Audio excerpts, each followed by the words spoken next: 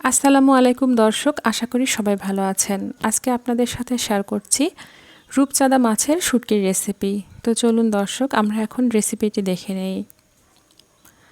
দর্শক, দেখতে পাচ্ছেন এখানে রূপচাঁদা মাছের শুটকি নিয়েছি। আর আমরা সবাই জানি এটা সামুদ্রিক মাছ।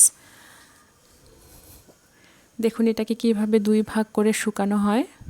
এখান থেকে আমি একটি শুটকি মাছ নিয়েছি রান্নার জন্য, আর এখানে একটি শুটকি মাছের ওজন হয়েছে 200 গ্রাম। দেখতে পাচ্ছেন এটাকে কিভাবে কেটে নিয়েছি। এখন এই শুটকি মাছগুলোকে গরম পানি দিয়ে ভিজিয়ে রাখছি। এটাকে 10 থেকে 12 মিনিট পর্যন্ত ভিজিয়ে রাখব। আর এর মধ্যে আমি সবগুলো উপকরণ রেডি করে নিচ্ছি। এরপর আমি চুলায় চলে যাচ্ছি। চুলায় প্যান বসিয়ে দিয়ে সেখানে রান্নার তেল দিয়ে তেলটাকে গরম করে নিচ্ছি। তারপর এর মধ্যে যে শুটকি মাছটা ভিজিয়ে রাখলাম সেই শুটকি মাছটা ধুয়ে পরিষ্কার করে নিয়ে এর মধ্যে দিয়ে দিচ্ছি ভেজে নেওয়ার জন্য। আর এখানে অ্যাড করে দিচ্ছি লবণ এবং হলুদ। এটা খুবই সামান্য পরিমাণ করে দিচ্ছি। এখন এটাকে নেড়েচেড়ে ভেজে নিচ্ছি। বেশিক্ষণ ভাজবো না, 1 থেকে 1.5 মিনিট পর্যন্ত এটাকে নেড়েচেড়ে ভেজে নিচ্ছি। দর্শক, আমরা জানি যে সমুদ্রের যে মাছগুলো হয় সেখানে কিন্তু লবণ কম দিতে হয়, অর্থাৎ এটা লোনা পানির মাছ, এটা এমনিতেই লবণাক্ত হয়। এই জন্য লবণটাকে শুরু থেকে কম করে দিয়ে রান্না করতে হবে। তারপর টেস্ট অনুযায়ী তো বাড়িয়ে দেওয়াই যাবে, কিন্তু লবণটা কিন্তু বেশি হতে দেওয়া যাবে না। দর্শক, এর মধ্যে মাছটা আমার শুটকিটা আমার ভাজা হয়ে গিয়েছে। এখন এটা তুলে নিচ্ছি। আর এখানে যে পরিমাণ আমি তেল দিয়েছি সেই তেলটাই যথেষ্ট ছিল, আর তেল দিতে হয়নি। এর মধ্যে আমি দিয়ে দিচ্ছি পেঁয়াজ কুচি এবং কাঁচা মরিচ কুচি।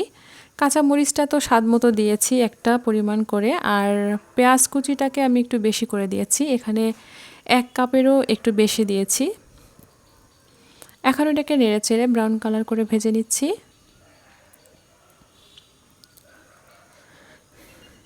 দর্শক, দেখতে পাচ্ছেন এটা কিন্তু ব্রাউন কালার হয়ে এসেছে। এখন এর মধ্যে সামান্য পরিমাণ আদা বাটা অ্যাড করে দিচ্ছি, আর 1 টেবিল চামচ পরিমাণ রসুন বাটা দিয়ে দিচ্ছি। শুটকি মাছে কিন্তু আদা বাটাটা না দিলেও হয়, আমি সামান্য পরিমাণ দিয়েছি। তবে রসুনটাকে কিন্তু কিছুতেই মিস করা যাবে না।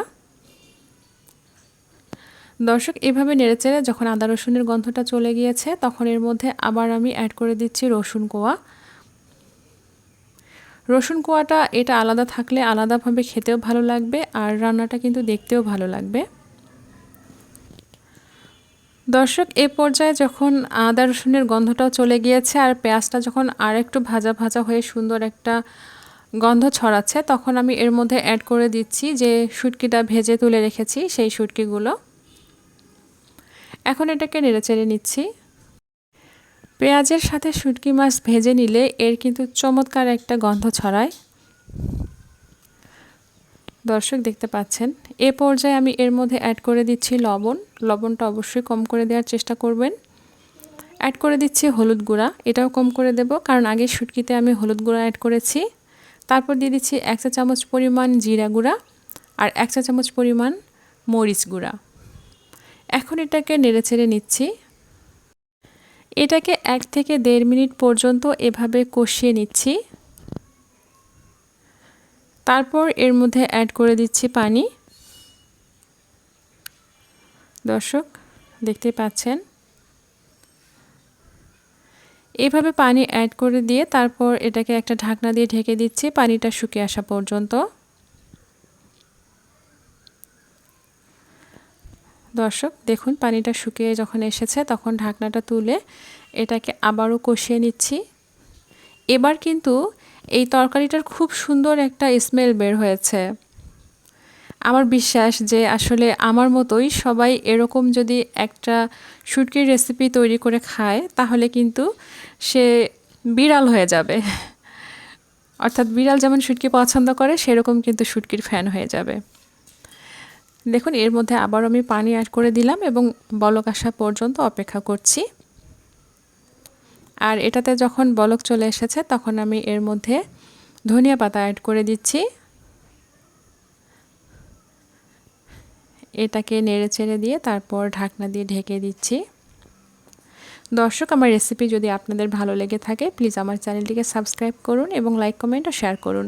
আর যারা অলরেডি সাবস্ক্রাইব করেছেন থ্যাংক ইউ সো মাচ। আর যারা ফেসবুক পেজ থেকে ভিডিওটি দেখছেন তারা আমার পেজটিকে ফলো দিয়ে রাখুন আমার নিয়মিত ভিডিও পেতে।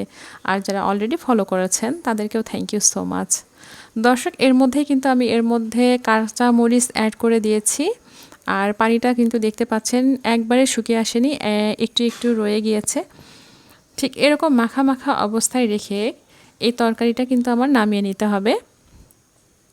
অর্থাৎ এ পর্যায়ে এটা রান্না হয়ে এসেছে, আমি চুলাটাকে বন্ধ করে দিচ্ছি।